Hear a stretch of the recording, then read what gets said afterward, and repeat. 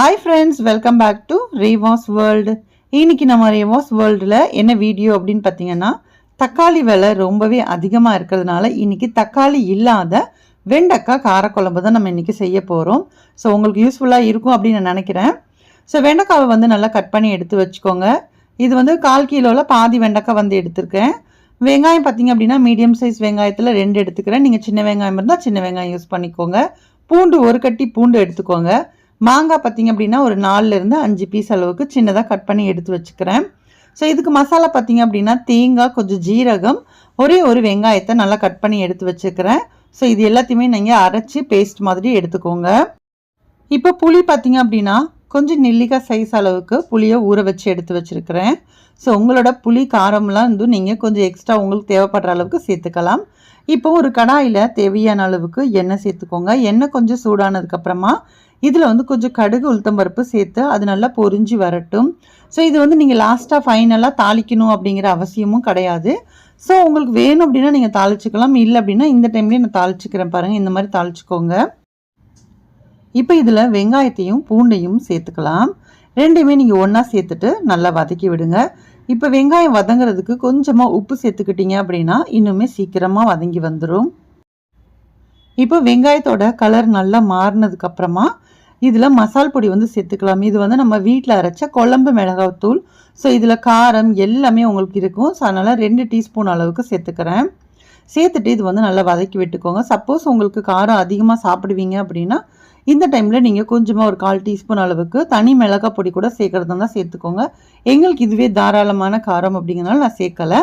So masala சேர்த்துட்டு ஓரளவுக்கு நல்லா வதக்கி விட்டதுக்கு அப்புறமா புளியை வந்து நல்லா கரைச்சி விட்டுக்கலாம். புளி தண்ணியை சேர்த்ததுக்கு அப்புறமா குழம்பு உங்களுக்கு எவ்வளோ வேணுமோ அந்த புளிக்கு தகுந்தாப்புல தண்ணி வந்து சேர்த்துக்கோங்க.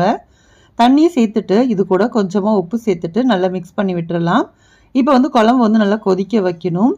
ஸோ இது கூட பார்த்தீங்க அப்படின்னா நம்ம தேங்காய் அரைச்சோம் இல்லையா, தேங்காய், கொஞ்சம் ஜீரகம், ஒரே ஒரு வெங்காயம் வந்து சேர்த்து அரைச்சி எடுத்து வச்சுருக்கேன். நல்லா ஃபைன் பேஸ்ட்டாக அரைச்சிக்கோங்க.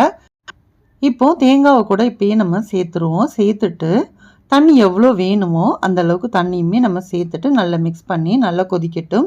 நல்லா கொதிச்சதுக்கு அப்புறமா நம்ம கட் பண்ணி வச்சுருந்தோம் இல்லையா, ஆல்ரெடி வந்து வெண்டைக்காய் வந்து கட் பண்ணி வச்சுருந்தேன். ஸோ அதை வந்து ஒரு சின்ன கடாயில் கொஞ்சமாக எண்ணெய் சேர்த்து அதை நல்லா வதக்கிட்டு அதை வந்து நம்ம இதில் சேர்த்துக்கலாம். சப்போஸ் நீங்கள் வதக்கலை அப்படின்னா ஒன்றும் பிரச்சனை இல்லை, நீங்கள் வதக்காமல் கூட இந்த குழம்பு வந்து நீங்கள் போட்டுக்கலாம், ஒன்றும் பிரச்சனை கிடையாது. இப்போ இந்த குழம்பு வந்து நல்லா கொதிக்கட்டும். இது கூட உங்களுக்கு மஞ்சள் தூள் வேணும் அப்படின்னா இதுவுமே நீங்கள் கொஞ்சம் ஆட் பண்ணிக்கோங்க. நான் வந்து குழம்பு மிளகாய் தூளில் வந்து மஞ்சள் ஆட் பண்ணலை. சப்போஸ் நீங்கள் வந்து குழம்பு மிளகாய் தூளில் ஆல்ரெடி நீங்கள் மஞ்சள் தூள் ஆட் பண்ணியிருக்கீங்க அப்படின்னா இந்த டைமில் நீங்கள் மஞ்சள் தூள் சேர்க்க வேண்டாம், அதை வந்து நீங்கள் ஸ்கிப் பண்ணிக்கலாம். ஸோ மஞ்சள் தூள் சேர்த்ததுக்கப்புறமும் எல்லாமே வந்து நல்லா மிக்ஸ் ஆகிட்டு நல்லா கொதிச்சு வரட்டும். இப்போ கொதிக்கும் போது பார்த்தீங்க அப்படின்னா நல்லா வந்து அந்த முறை பொங்கி வரும்னு சொல்லுவாங்க இல்லையா, அந்த மாதிரி நல்லா முறை கூடி நல்லா பொங்கி வந்துட்டு இருக்கிற டைமில் நல்லா வதக்கி வச்சுருக்கிற வெண்டைக்காவை சேர்த்துக்கலாம். சேர்த்துட்டு இது வந்து நல்லா கொஞ்சம் வேகணும். இப்போது குழம்பை நல்லா மூடி போட்டு வச்சுருங்க. மூடி போட்டுட்டு நல்லா சிம் பண்ணிவிடுங்க. சிம் பண்ணிட்டீங்க அப்படின்னா உங்களுக்கு ரொம்ப டேஸ்ட்டாக இருக்கும். அதே மாதிரி நம்ம சிம் பண்ணுறதுக்கு முன்னாடி ஒரு 1/2 டீஸ்பூன்லேருந்து 3/4 டீஸ்பூன் அளவுக்கு வெல்லம் வந்து சேர்த்துக்கோங்க. வெல்லம் சேர்த்துட்டு ஒன்ஸ் நல்லா மூடி வச்சுட்டு சிம் பண்ணிவிடுங்க. ஸோ அது ஒரு 10 நிமிஷத்து வரைக்கும் உங்களுக்கு சிம்லேயே இருந்துச்சு அப்படின்னா அந்த குழம்பு வந்து அவ்வளோ சூப்பராக டேஸ்ட்டாக இருக்கும்.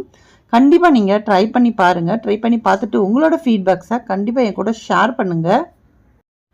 அவ்வளோதான், தக்காளி இல்லாத வெண்டைக்காய் காரக்குழம்பு ரெடி.